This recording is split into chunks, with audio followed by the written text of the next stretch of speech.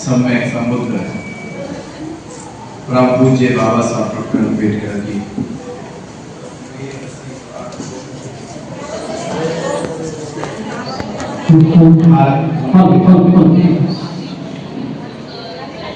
संत महापुरुषों को वंदन करते हुए मंच पे उपस्थित पूजनीय भिक्षु संघ को सादर वंदनी करते हुए महाबोधि महाविहार मुक्ति आंदोलन में अटूट विश्वास उम्मीद लेकर बैठे 134 साल का जो इंतजार कर रहे हैं और जिन्होंने आज भी हिम्मत नहीं हारी और आज भी कह रहे हैं कि हम आखिरी सांस तक महाबोधि महाविहार मुक्ति की लड़ाई लड़ेंगे। आप सभी को नमो बुद्धाय जय। और एक सबसे बड़ी इस पावन भक्ति की एक मिसाल है जो पूरे देश और दुनिया में यहां से 3 बड़ी घटना घटी। मुझे 3 याद है, और भी घटनाएं घटी है क्योंकि बाबा साहब अम्बेडकर यहाँ कई बार आए और इतिहास की 3 बड़ी घटनाएं, चौदारा तालाब का सत्याग्रह, कालाराम मंदिर का आंदोलन और तीसरा बाबा साहब अम्बेडकर ने कहा था मैं हिंदू धर्म में पैदा हुआ, ये मेरे बस की बात नहीं थी, पर मैं हिंदू रह के मरूंगा नहीं, ये मेरे बस की बात है।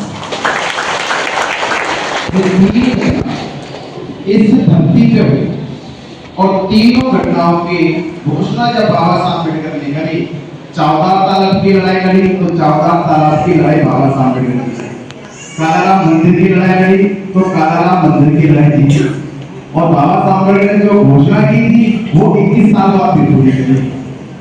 तो 14 अक्टूबर 1956 को जो घोषणा यहाँ 13 अक्टूबर 1935 को की वो 14 अक्टूबर 1956 में नागपुर में पूरा करी, भगवान बुद्ध की धमकी दीक्षा लेके। यानी इस धरती से जो घोषणा हुई वो घोषणा बाबा साहब अम्बेडकर ने पूरी की। तो आज हम सब लोग मिलकर पूरा भिक्षु संघ मिलकर घोषणा करें कि हे बाबा साहब अम्बेडकर, आपने हमें धम्म की दीक्षा दी है, हमारा मान बढ़ाया है। हे बाबा साहब अम्बेडकर, आपने हमें धम्म की दीक्षा दी है, हमारा मान बढ़ाया है, हम महाबोधि महाविहार मुक्त करके आपका सम्मान बढ़ाएंगे। और ये सम्मान कैसे बढ़ेगा? एक कहानी सुनाता हूं आपको। एक साम्राज्य था, उस साम्राज्य नाम का एक भानु नाम का राजा था। तो भानु अपने दादा परदादाओं की विरासत पे राज करता था, पर भानु के अंदर वैसा चरित्र नहीं था, योग्यता नहीं थी, वो काबिलियत नहीं थी कि वह अपने राज्य के सभी लोगों को खुश रख सके, उनकी भावनाओं से जुड़ सके, उनका आदर्श नेता बन सके, उनके साथ समन्वय बैठा सके, भाईचारा बना सके। ऐसा उसका व्यवहार नहीं था। तो कुछ दिनों में राज्य के सभी लोगों ने उनका आदर सम्मान करना बंद कर दिया। आदर सम्मान बंद हो गया और धीरे धीरे भानु का अपमान होने लगा। तो एक दिन भानु अपने मंत्री से कहता है कि मंत्री, एक समय था जब इस राज्य के सभी लोग जब मैं रथ से निकलता था तो सर झुका के वो आदर करते थे, सम्मान करते थे। किसी की हिम्मत नहीं होती थी कि वो मेरी तरफ सर उठा के या आंख उठा के देख सके, सर झुका के खड़े रहते थे। पर आज परिवर्तन हो गया। आज राज्य का कोई भी व्यक्ति मेरा सम्मान नहीं करता, मेरा आदर नहीं करता, मेरी बातों की अवहेलना होती है, कोई नहीं मानता मुझे। ऐसे तो हमारा पूरा साम्राज्य ध्वस्त हो जाएगा, दिशाहीन हो जाएगा। भविष्य में हमारे पुरखों का नाम लेने वाला कोई बचेगा नहीं। कुछ ऐसा रास्ता निकालो कि हम अपनी इस संस्कृति को, अपनी परंपरा को जीवित कर सके और फिर से इस राज्य के लोग हमारा मान करें, सम्मान करें। तो मंत्री कहता, महाराज आपसे तो नहीं होगा, आपसे नहीं होगा, क्योंकि आपने वो समय गवा दिया, निकाल दिया, और लोग आपको पसंद भी नहीं करते, आपको चाहते भी नहीं है। पर एक काम हो सकता है, अगर आप अभी तक जो सम्मान पाए उस सम्मान की वजह थी आपके पुरखे, आपके पूर्वज, क्योंकि उन्होंने समाज के लिए, इस राज्य के लिए जितना त्याग समर्पण किया है, उनके बराबर आप में रत्ती भर नहीं था। अगर थोड़ा सा भी होता तो शायद ये इस राज्य के लोग आपका अपमान नहीं करते, आपका अनादर नहीं करते, सम्मान करते। आप इस लायक हो ही नहीं कि आपका सम्मान कर सके। किसी की पीड़ा तुम्हें दिखाई नहीं देती, किसी का दुख तुम्हें सुनाई नहीं देता, किसी के साथ नीचे बैठकर खाना खा नहीं सकते। आप तो रथों पे चलते हो, सिंहासन से नीचे उतरते नहीं हो, किसी की हमदर्दी में साथ बढ़ाते नहीं हो। मंत्री कहता बस एक ही रास्ता, अगर आप चाहे तो अपने बेटे को इस लायक बना सकते हो।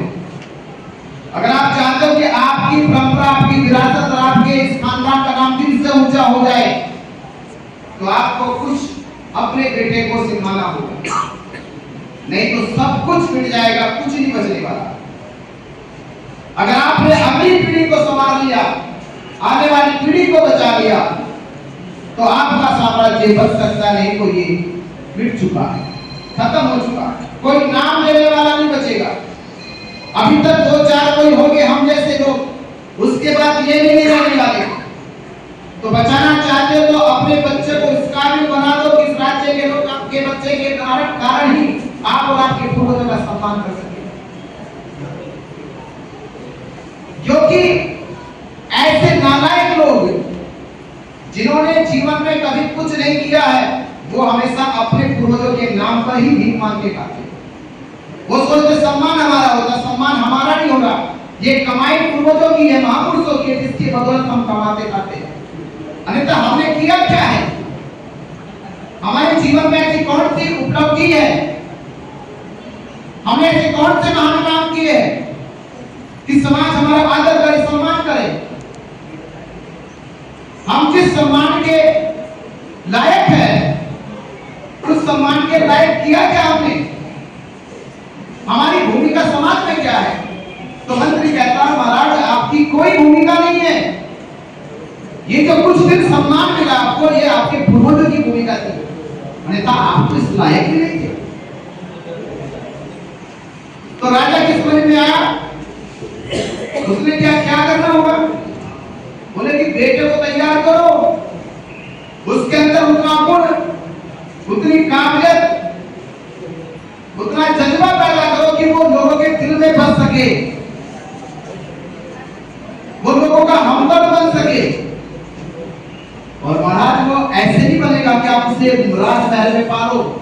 राजमहल में पालोगे तो वो अभी आपकी तरह राजा की जिंदगी जिएगा।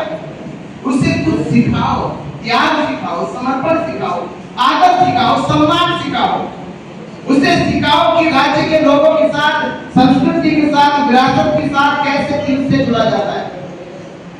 वो भावना पैदा करो उसके अंदर, और भावना पैदा करने के लिए अपने बेटे को राज्य से बाहर निकालना होगा। जैसे समझ सकते, कोई भी शिक्षक कितना बड़ा भी क्यों ना हो, कोई शिक्षक कितना बड़ा क्यों ना हो, पर वो कभी भी अपने बच्चे को खुद से शिक्षा नहीं दे सकता। कोई शिक्षक कितना बड़ा क्यों ना हो, पर खुद से अपने बच्चे को शिक्षा कभी नहीं दे सकता। कोई डीएम कितना बड़ा डीएम हो, पर खुद से अपने बच्चे को डीएम नहीं बना सकता। इसके लिए आपको माध्यम चाहिए, क्योंकि आपका संरक्षण उसके अंदर वो त्याग और वो समर्पण भाव पैदा नहीं कर सकता, क्योंकि आप पे उसके प्रति अटूट या अंधश्रद्धा का प्रेम है, इसे त्यागना होगा। इसलिए पहले आप देखोगे राजा महाराजा अपने बच्चों को पढ़ाई लिखाई के लिए बड़े बड़े अलग अलग आश्रमों में गुरुकुलों में भेज देते थे, उसके अंदर वो फल पैदा हो। राजा ने वही किया। तो वहां पास में एक विहार था, उस विहार के जो विहार अध्यक्ष भिक्षु थे बहुत सख्त थे, बहुत सख्त। उनके पास वो मंत्री गया, मंत्री ने जाके कहा कि फला फला भानु राजा का बेटा है, उस बेटे को तैयार करना है। उन्होंने कहा पहले सवाल में कि राजा का बेटा मत बताओ, बस ये बताओ कि भानु का बेटा है। अगर ये कह के आओगे मेरे पास कि राजा का बेटा है तो वापिस जाओ। मुझे मालूम है कि राजा का बेटा है या फकीर का बेटा है, इतना ही पर्याप्त है कि वो किसी भानु नाम के व्यक्ति का बेटा है। ये अहंकार मत डालो, ये सर्टिफिकेट मुझे पास मत लेकर आओ कि राजा का बेटा है। मेरे यहाँ ना तो कोई राजा का बेटा है, ना किसी सेठ का बेटा है, ना किसी फकीर का बेटा है, बस वो अपने माँ बाप का बेटा है। इतना जान लेना पर्याप्त है। इससे बड़ी आइडेंटिटी क्या होगी? और लोग आज गुमान में क्या करते हैं, विधायक का बेटा। अरे बाप का बेटा बताओ ना, अपने बाप का नाम लेके बोलो ना, विधायक लेके क्यों बोलते हो, सांसद लेके क्यों नाम बोलते हो? 5 साल के सांसद, उसके बाद क्या कहोगे? अगर 5 साल का सांसद ना रहा, विधायक ना रहे तो उसके बाद क्या कहोगे? फिर तो आओगे ना ओरिजिनल नाम में कि मैं फला नाम के। तो मंत्री जी ने कहा तो भाई अगर भानु का बेटा तो लेके आओ और राजा का बेटा तो लेके जाओ। तो लेके आए। उन्हें कहा कि हमारी 3 शर्तें हैं, हम इसे तैयार कर सकते हैं पर 3 शर्तें माननी होगी। पहली शर्त यह है कि उसके माँ बाप उसको छोड़ने नहीं आएंगे। हमारा यहाँ से कर्मचारी जाएगा, उसको घर से लेकर आएगा, और जब घर से लेकर आएगा तो उसको उसके माँ बाप जब छोड़ेंगे तो उसको जाते समय पुकार नहीं सकते, उसके जाते समय आंखों से आंसू टपका नहीं सकते, और लड़का जब अपने गेट से बाहर निकलेगा वो वापस मुड़ के देख नहीं सकता। अगर इन तीनों घटनाओं में एक भी टूट गई तो हम लड़के को वहीं छोड़ के आ जाएंगे। ये बात मंत्री ने जाके बताई उससे। अब ये बात मानी तो गई पर दिल पे पत्थर रख के मानी गई।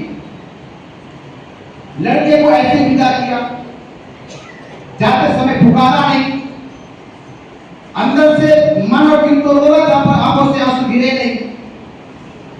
लड़के को भी समझाया गया जाते समय पीछे मुड़ना नहीं।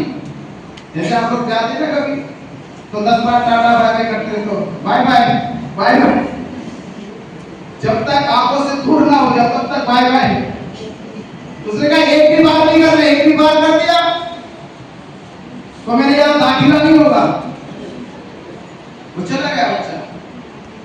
तो उसे बिहार के गेट पर रोका गया। दोपहर के 12 बजे थे, गर्मी तेज थी, घर से कुछ खा के नहीं निकला, प्यास भी लगी थी। तो जो लेकर आए तो उसने गेट पर रुका, उसने कहा कि अभी कुछ देर बाद भंते जी बुलाएंगे तो आपको लेके जाया जाएगा, अभी कुछ रुको। वो रुका वहां पे 1 घंटा, और वो ये भी कहकर गया अगर तुम यहाँ से कहीं चले गए और जब कर्मचारी आया और दिखाई नहीं दिए तो तुम्हारा दाखिला नहीं होगा, यही बड़े बैठे रहना। बस वो इसी इंतजार में बैठा रहा कि अभी आएंगे अभी आएंगे। ऐसे बीतते बीतते 1 घंटा बीत गया और गर्मी के कारण प्यास लग रही थी, भूख भी लग रही थी। लड़का सोचने लगा कि हो सकता है कि बच्चे जो पढ़ रहे हैं अभी वो इंटरवल होगा तो तब निकल गया है, इंटरवल भी हो गया। बच्चे की प्यास तेज थी, पास में नल भी था, सोचा कि पानी पी के आओ, और दूसरी तरफ एकदम दिमाग में आ गया पानी पीने चलेगा तभी कोई आ गया तो, और उसने मुझे यहाँ नहीं पाया तो मेरा तो एडमिशन कैंसिल हो जाएगा। भी गया, इंटरवल भी हो गया, इंटरवल समाप्त हुआ 2 बज गए। 1 घंटे बाद, 2 घंटे बाद, जब 4 घंटे 4 बज गए और उसकी पूरी हार हो गई, वो या तो देखता था बिहार की तरफ या देखता था पखनल की तरफ, दोनों तरफ ध्यान था उसका। जब 4 बज गए तब उसके बाद कर्मचारी आया, और कर्मचारी आया, वो प्यास भी भूल गया, बस उसने इसके चेहरे को देखा, इसका संदेश क्या लाया, और संदेश से मिलाया कि एक तख्ती थी उसके पास, और उस तख्ती में लिखा था कि मेरे ऊपर कोई एक रहम करो, एक रहम मेरे ऊपर करो, मेरे ऊपर एक रहम करो, मेरी पीठ पर कोई अपना जूता मार के जाए, मेरी कमर पर एक जूता मार के जाए। जो तख्ती पर लिखा उसने कहा तख्ती टांगो, जाके वहां खड़े हो जाओ, राय इसने कहा बेवकूफी वाली बात है, राजा का बेटा है, ये सोचता हो, पर उसने ये सोचने से पहले उसे निकाल दिया दिमाग से। बोले कि मैंने सोचना शुरू किया तो कहीं ये ना सोच ले कि भाग जाए वहां से। उसने वो तख्ती गले में डाली, तो जाके चौराहे पे खड़ा हो गया। लोग आए और हंसे तो कह रहे थे राजा का बेटा, ये राजा जो है, जो इसका बाप है, वो संकी दिमाग का होगा, जो बच्चे भी यहाँ भेज दिया। अरे यहाँ तो बड़े बड़े राजाओं के बच्चे आए और चले गए, ये रह नहीं पाएगा। और उस बच्चे के दिमाग में यही थी कि जब मुझे भेजा गया तो ये कहकर भेजा गया था कि अगर तुमने ये शिक्षा अर्जित नहीं करी, ये काबिलियत अर्जित नहीं करी, तो हमारी संस्कृति, हमारी परंपराएं नष्ट हो जाएगी, तुम्हें वो पैदा करना होगा। उसने वो परीक्षा पास करी और कुछ दिनों की पढ़ाई करी। पढ़ाई करने के बाद वो पास हुआ, पास होने के बाद जब उसे सर्टिफिकेट दिया गया तो उसने आखिरी समय जाते समय पूछा अपने आचार्य से कि आचार्य साहब मुझे ये बताओ, आपने जो 3 परीक्षा मेरी ली थी वो क्यों ली थी, उसके कारण बताया जाए। तो आचार्य कहता है वो 3 परीक्षाओं से तुम ना गुजरते तो तुम कभी भी समाज का आदर्श नहीं बन सकते थे। अगर तुम उन 3 परीक्षाओं से ना गुजरते तो तुम इस समाज को बदल नहीं सकते थे। अगर तुम उन 3 परीक्षाओं से ना गुजरते तो तुम अपनी खोई हुई विरासत संस्कृति को वापस नहीं ला सकते। पहली परीक्षा इसलिए ली कि तुम्हें पता चले कि भावनाओं पे नियंत्रण कैसे पाया जाता है। अगर कोई भावुक होकर लड़ाई लड़ेगा वो कभी जीत नहीं सकता। लड़ाई भावुक होकर शुरू की जा सकती है पर जीती नहीं जा सकती। जीतने के लिए बुद्धि चाहिए, जीतने के लिए नीति चाहिए, रणनीति चाहिए, भावना नहीं चाहिए। भावना के लिए केवल आप लड़ाई शुरू कर सकते हो, दिमाग होगी वहां प्यार हमारा है, उसकी लड़ाई लड़ेंगे, पर जीतने की गारंटी भावना नहीं है। उसके लिए ज्ञान चाहिए, बुद्धि चाहिए, नीति चाहिए, रणनीति चाहिए, तब वो जीती जाएगी। भावुक होकर तो आप चले आओगे, पर कब तक चले आओगे? 1 दिन के लिए, 2 दिन के लिए, 3 दिन के लिए। बड़ी लड़ाई अगर 2-3 दिन की हो तो भावनाओं से जीती जा सकती है। अगर लड़ाई लंबी हो तो भावनाओं से नहीं, ये लड़ाई बुद्धि से जीतनी पड़ेगी। इसलिए उनको कहा कि तुम भावना मुक्त हो जाओ, तुम्हें पता चले भावनाओं से लड़ाई नहीं जीती जाएगी। और दूसरी परीक्षा इसलिए ली कि तुम्हें धैर्य पैदा हो जाए। 4 घंटे तुमने इंतजार किया। किसी भी लड़ाई के लिए, किसी भी जंग के लिए जल्दीबाजी नहीं होती। धैर्य बना के लड़ो, उसे अनुशासन बना के लड़ो। तो तुम्हारे अनुशासन और धैर्य की परीक्षा थी कि तुम 4 घंटे एक ही जगह बैठे रहे। तुम्हें प्यास लग रही थी, नल तुम्हारे पास था, पर तुमने अनुशासन नहीं तोड़ा। तुम पानी पीने नहीं गए, भूख से प्यास से बैठे रहे। तुमने उस समय त्याग की, उस समय अनुशासन की और धैर्य की परीक्षा पास की। अगर तुम वो पास ना करते तो विचलित हो सकते थे, उठकर भाग जाते। यानी तुमने उस समय धैर्य दिखाया। आंदोलन के समय व्यक्ति को स्वार्थ, लालच, प्रलोभन दिए जाते हैं तो मन बहकना जाए, मन इधर से उधर डोलना जाए। इसलिए तुम्हारी 4 घंटे की परीक्षा ली गई थी कि तुम एक ही जगह डटे रहो, भले तुम्हें कितनी प्यास और भूख लग रही हो, पर डटे रहो अपने, जब तक मकसद पूरा ना हो जाए।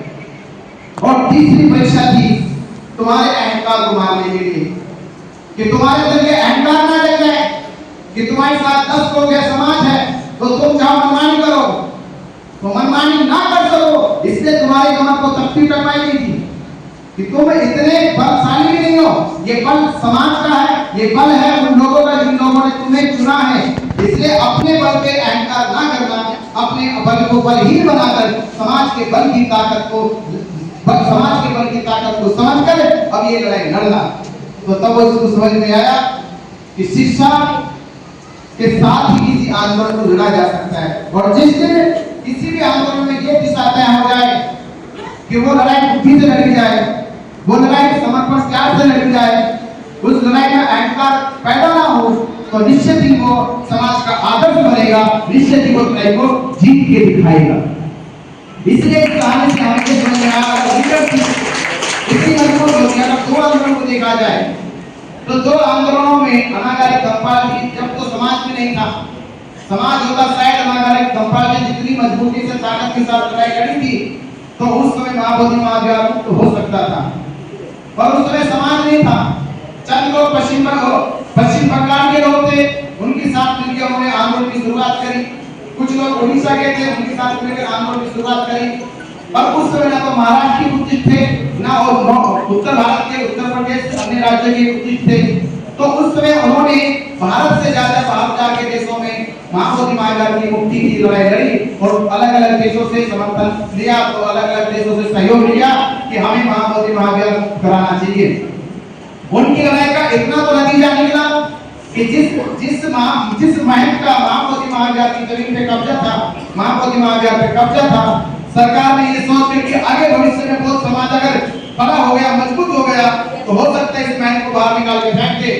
तो उन्होंने क्या किया, महंत को सरकारी संरक्षण दे दिया, सरकारी संरक्षण दिया। और 6 जुलाई 1949 को महंत के नाम पर महाबोधि महाविहार को कैसे दिया जाए, तो बीसी एक्ट नाम का एक कानून बनाया, बुद्धिस्ट टेंपल एक्ट। ये बुद्धिस्ट टेंपल एक्ट बनाया गया। उस एक्ट में महंत को महाबोधि महाविहार का ओनर घोषित कर दिया गया, मालिक घोषित कर दिया। आप सोचिए, महंत या पंडित शब्द जो आता है वो पूरे बौद्ध दर्शन में नहीं है। तो उस समय की सरकार, जिस समय डॉक्टर राजेंद्र प्रसाद देश के राष्ट्रपति थे, जिस समय पंडित जवाहरलाल नेहरू उस समय के प्रधानमंत्री थे, पंडित राजेंद्र प्रसाद संविधान सभा के अध्यक्ष भी थे उस समय, और बाबा साहब अम्बेडकर संविधान सभा में संविधान लिखने का काम कर रहे थे।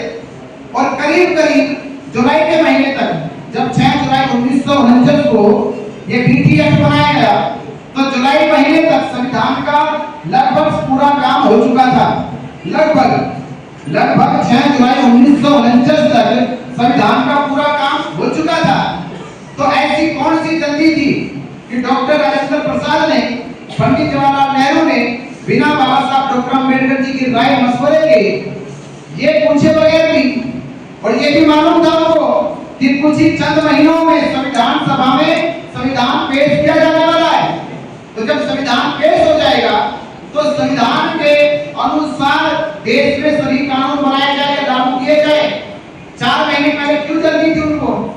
जो काम उन्होंने 400 साल में नहीं किया, 134 साल से तो लड़ाई लड़ रहे हम। ये कभी ना समझे 134 साल पहले महंत का कब्जा हुआ, 134 साल से तो लड़ाई लड़ रहे। कब्जा का 400 साल पहले से 1607 ईस्वी में पहला कब्जा दिखाया था महंतों ने। और वो महंत बिहार के नहीं थे, दक्षिण भारत के महंत थे।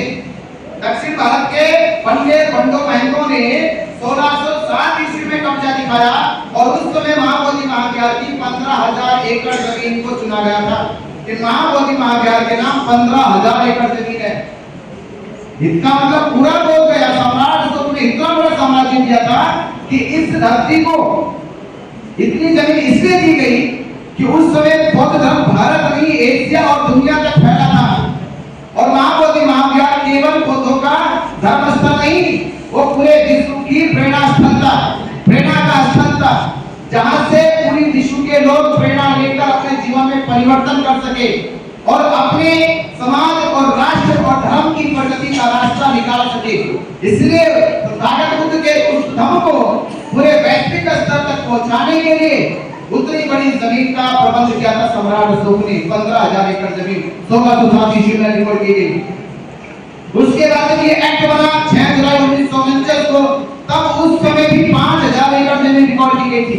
उस समय भी एक्ट के अनुसार 5,000 एकड़ जमीन रिकॉर्ड की गई। और आज जब हम वर्तमान में जाते हैं तो महाबोधि महाविहार आपको कितने शहर दिखाई देता है? कितने लोग महाबोधि महाविहार गए? आधे से इतने कोई हो, ये आधे से ज्यादा गए बिल्कुल। और जो नहीं गए वो जाना दोबारा से। कितने लोग जाएंगे दोबारा? मरने के बाद जाओगे, मरने से पहले?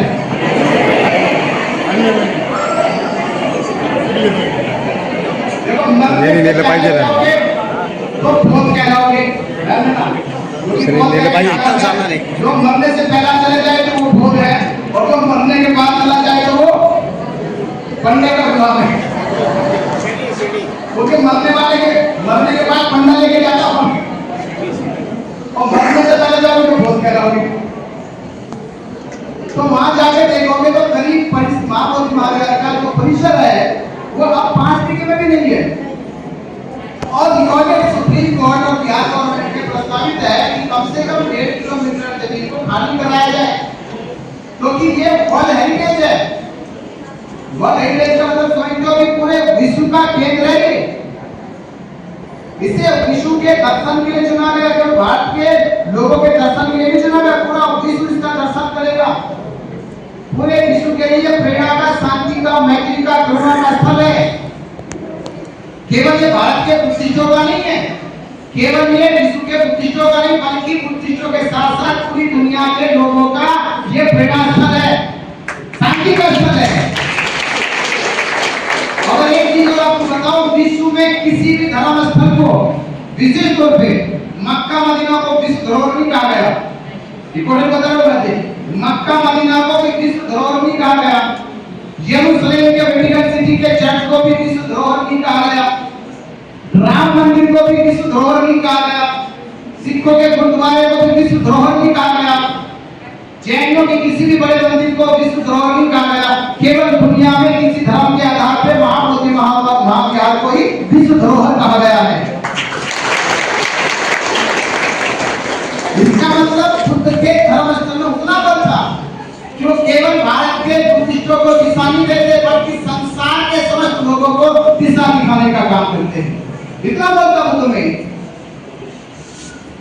ये तो बड़ी रिकॉर्डेड बात है, तो किसी भी धर्म स्थल को किया। और ये सवाल है कि विश्व धरोहर कहे जाने वाले महाबोधि महाविहार का संरक्षण कैमरे क्या है? तो ये पता कैसे चलेगा? आप लुम्बिनी जाओ कभी, लुम्बिनी कितने लोग हैं? काफी लोग हैं। तो लुम्बिनी कहाँ है? नेपाल में। नेपाल एक छोटा सा देश है। छोटे से देश ने लुम्बिनी को उतना सुंदर बनाने के लिए उसका स्पेशल एक बजट बनाया, और करीब किलोमीटर से ज्यादा है। उसने कहा कोई बिल्डिंग नहीं बनेगी, कोई मार्केट नहीं बनेगी, पूरा जंगल का ये जंगल लुम्बिनी कौन है? और ये प्रतीक है सिद्धार्थ गौतम के जन्म का। ये प्रतीक है सिद्धार्थ गौतम के जन्म का। यहाँ फालतू काम कुछ नहीं होगा। नेपाल की सरकार ने काम कर दिया। और लुम्बिनी से भी बड़ा, सारनाथ से भी बड़ा, कुशीनारा से भी बड़ा, श्रावस्ती से भी बड़ा, यह कहीं कि विश्व में पौधों की विरासतों में सबसे बड़ा धर्म स्थल है महाबोधि महाविहार। उसके लिए भारत सरकार को ध्यान देना चाहिए। क्यों नहीं किया? क्यों इसलिए नहीं किया क्योंकि वहां पे बीटी एक्ट नाम का कानून बना रखा है।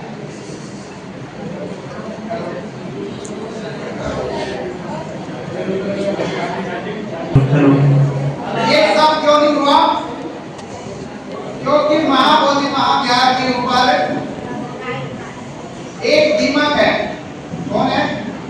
दीमक समझ लो, जो खोखला कर देती दीमक, जो घरों में लग जाती है, उस दीमक का नाम है बीटी एक्ट। क्या नाम उसका? बीटी एक्ट नाम की दीमक लगी हुई है। इसलिए महाबोधि महाविहार बढ़ा नहीं पाए, फैल नहीं पाया। तो हमारा जिस पावन धरती पर, संसार की इससे पावन पवित्र धरती नहीं है, ये इसलिए पावन पवित्र धरती है क्योंकि इस धरती पर देखो, संसार में चीज आपको बताता चलो, आप मानते हो कि उनके जीवन की 3 बड़ी घटनाएं हैं। तीनों घटना जानते हो? वैशाख पूर्णिमा को उनका जन्म हुआ, वैशाख पूर्णिमा में सिद्धार्थ को संबोधि प्राप्त हुई, वैशाखी पूर्णिमा में बुद्ध को महापरिनिर्वाण प्राप्त हुआ। तीनों घटना इस धरती पे किसी का जन्म होना ये दुर्लभ बात नहीं है, किसी का धरती पे जन्म होना ये दुर्लभ बात नहीं है, और जन्म लेकर संसार से तत्वहीन हो जाना ये दुर्लभ बात नहीं है। सबसे बड़ी दुर्लभ बात यह है कि इस धरती पे जन्म लेने के बाद किसी को संबोधि प्राप्त हो जाना ये दुर्लभ बात है। संबोधि किसी का हो सकता है, और संबोधि का इतिहास अगर हम बात करें हिंदुओं की तो राम को संबोधि प्राप्त की, कृष्ण को संबोधि प्राप्त की हुई। अगर बात करें इस्लाम में तो मोहम्मद साहब को संबोधि प्राप्त की। अगर बात करें क्रिश्चियनिटी की तो यीशु मसीह को संबोधि प्राप्त की हुई। जन्म तो हुआ, केवल जन्म तो लिखा गया, ये कभी नहीं लिखा कि उनको ज्ञान प्राप्त हुआ। किसी किताब में, किसी धर्म की किताब में नहीं लिखा गया कि उनको ज्ञान प्राप्त हुआ, संबोधि प्राप्त हुई। जन्म तो हुआ, मरण तो हुआ, पर ज्ञान प्राप्त नहीं हुआ। संसार में दुर्लभ तारीख है कि सिद्धार्थ गौतम को महाबोधि महाविहार जहां पड़ा है वहां संबोधि प्राप्त हुई। तो पूरे विश्व की दुर्लभ जमीन है वो, दुर्लभ संसार के, इससे दुर्लभ जमीन संसार में नहीं है, क्योंकि संसार में किसी को संबोधि प्राप्त ही नहीं है। ये संबोधि प्राप्त हुई तो वो बहुत गया कि पावन धरती पे हुई है। इसलिए संसार की सबसे दुर्लभ, सबसे सम्मानित, आदर करने वाली कोई भूमि है वो बोध गया की भूमि है। तो बोध गया की भूमि को पंडों ने क्यों कब्जा लिया? वो इसलिए कब्जा लिया क्योंकि बुद्ध ने जब ज्ञान प्राप्त करके पहला उपदेश किया तो पहला उपदेश ये दे दिया कि जो दुख है ये मनुष्य को दिया नहीं गया, ये किसी ने दे दिया, और जो सुख है वो भी किसी ने दिया नहीं है। दुख है वो भी मनुष्य के कर्मों का परिणाम है, सुख है वो भी मनुष्य के कर्मों का परिणाम है। इससे ये सिद्ध होता है कि मनुष्य ही अपने सुख और दुख का मालिक है, दूसरा कोई मालिक नहीं है इसका। वो सारे के सारे झूठी हो गए कि हे मनुष्य, तुम किसी से मत डरो कि तुम्हारे दुखों को कोई मुक्त कर सकता है। ये दुख मुक्ति का रास्ता केवल तुम्हारे कर्मों में निहित है। अगर तुम्हारे कर्मों में सील पैदा हो जाए, तुम्हारे जीवन में समाधि का भाव पैदा हो जाए और तुम्हारे मस्तिष्क में प्रज्ञा उत्पन्न हो जाए तो तुम्हें संसार में कोई दुख देने वाला नहीं है। ये रास्ता निकल गया। इस रास्ते से क्या सिद्ध हुआ कि किसी की पूजा नहीं करनी, किसी के व्रत नहीं करने, किसी के अपनी चोरी करने, अपने नहीं करने, और आखिर में सबसे बड़ी बात बोलती अत्यधिको भव, यानी हे मनुष्य, आखिर में ये कह के जा रहा हूं कि तुम्हारा आखिरी समय कोई तुम्हारा सानी नहीं है, कोई तुम्हारा मालिक नहीं है। अब तक तुम ही अपने स्वामी हो, अपने मालिक हो। ये अंत में बात कह दी। अत्यधिको भव, अंत माने आंतरिक, भव माने अंधकार, दीप माने प्रकाश। अपने अंदर के अंधकार को मिटाने का प्रकाश जो केवल तुम्हारे ही भीतर है, बाहर कहीं नहीं है। इसलिए किसी की तलाश मत करो, खुद की तलाश करो। तुम ही एक ज्योत हो, तुम ही एक चिराग हो जो इस अंधकार को दूर कर सकते हो।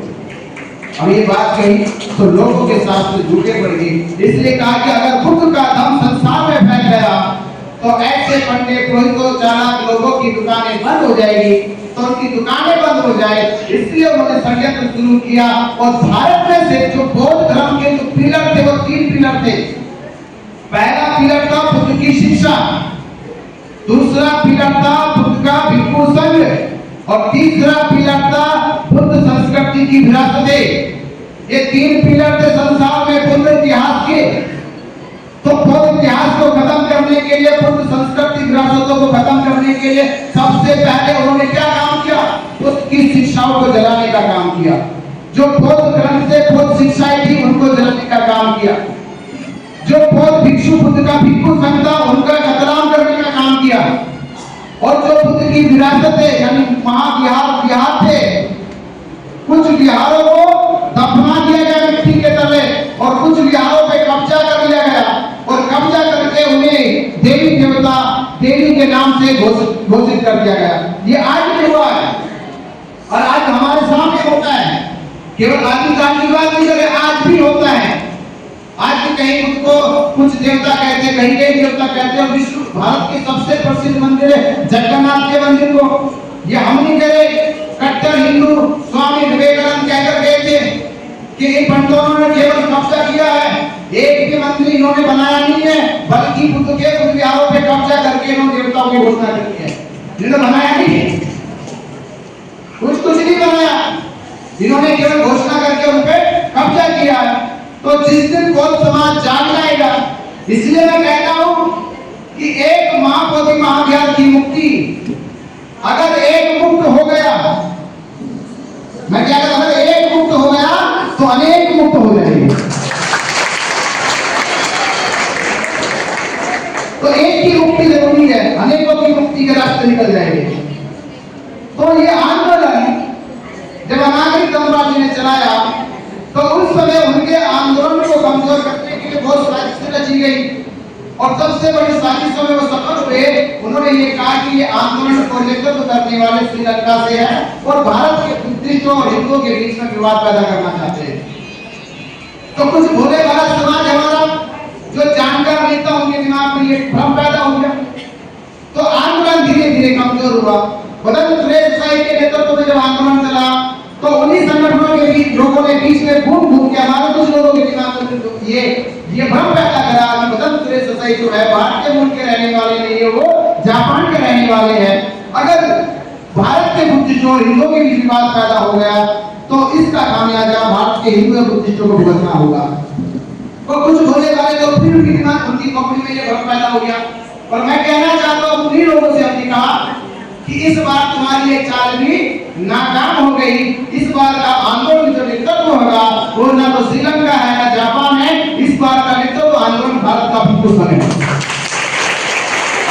तो जब भारत का भिक्षु संघ इस आंदोलन को नेतृत्व देगा, दिशा देगा, तो निश्चित ही हम फिर ये कह सकते हैं कि हे बाबा साहब अम्बेडकर, जब आपने अपने जीवन के 40-60 संघर्षों में उन्होंने 1916 से संघर्ष शुरू किया और 1906 दिसंबर 1956 में परम पूज्य बाबा साहब अम्बेडकर जी को वहां निर्माण हुआ। तो हम ये कह सकते हैं कि बाबा साहब अम्बेडकर आपने 40 साल के संघर्षों में कभी हार नहीं मानी। हम आपके बच्चे हैं, हम हार मानने वाले नहीं। और ये घटती गवाह है मधुकार की वो घटना। ये 3 बड़ी घोषणा बाबा साहब अम्बेडकर ने कही। 14 तालाब की लड़ाई जीती, कालाराम मंदिर की लड़ाई जीती और 1935 में कहा कि हिंदू धर्म में पैदा हुआ पर मरुका ने इनको करके दिखाया। तो आप बाबा साहब के बच्चे आप भी कहो कि जब हमारे बाबा साहब पे लड़ाई नहीं हारे तो हम उनके बच्चे हम भी ये महाबोधि महावीर की लड़ाई नहीं हारेंगे, ये जीतेंगे।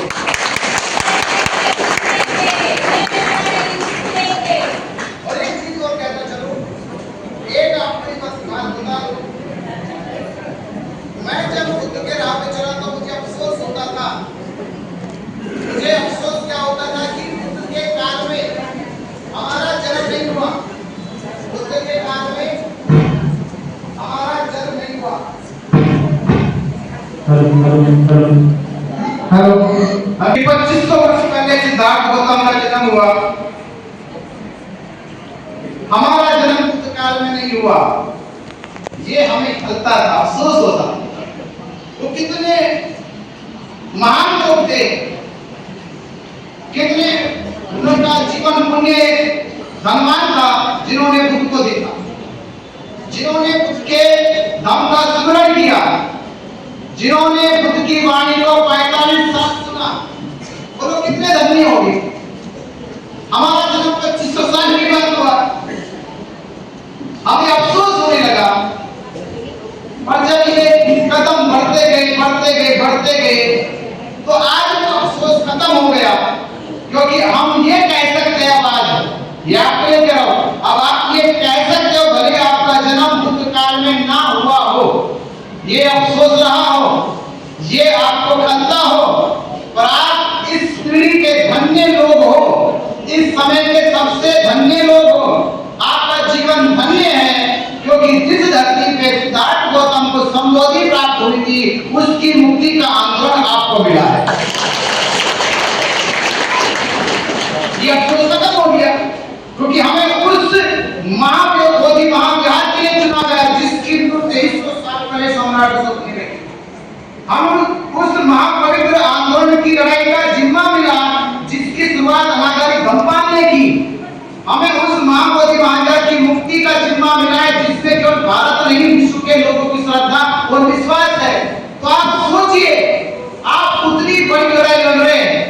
ये लड़ाई नहीं कि भाई भाई की लड़ाई, पति पत्नी की लड़ाई, गांव मोहल्ले की लड़ाई, जाति की लड़ाई, शहर की लड़ाई, अरे ये कोई लड़ाई नहीं है। और लड़ाई लड़नी है तो महाबोधि महाविहार की मुक्ति की लड़ाई लड़ो, ताकि देश तुम्हारे सामने सब झुका के कह सके कि ये वो लोग हैं जिन्होंने महाबोधि महाविहार को मुक्त कराया है।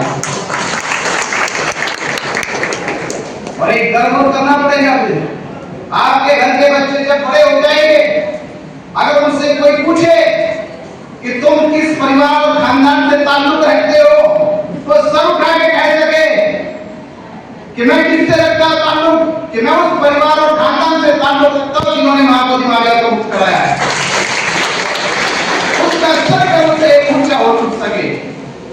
तो ये संदेश इस बार 134 साल की लड़ाई जो लड़ते आ रहे हैं, वो अब लड़नी नहीं है, वो जीतनी है। तो लड़नी अब लड़ तो लिए, जितना लड़ सकते थे लड़ लिए, अब जीतनी है। और जीतने के लिए दो काम करने हैं। दो काम क्या करने? अभी तक इस आंदोलन को सफलता इसलिए नहीं मिली क्योंकि महाबोधि महाविहार मुक्त क्यों होना चाहिए, महाबोधि महाविहार पे डीटी एक्ट नाम का कानून क्या है, ये जानकारी भारत के बुद्धिस्टों को नहीं थी। ये जानकारी बाबा साहब अम्बेडकर जी के मानने वाले अनुयायियों को नहीं थी, भारत के बहुजन समाज को नहीं थी।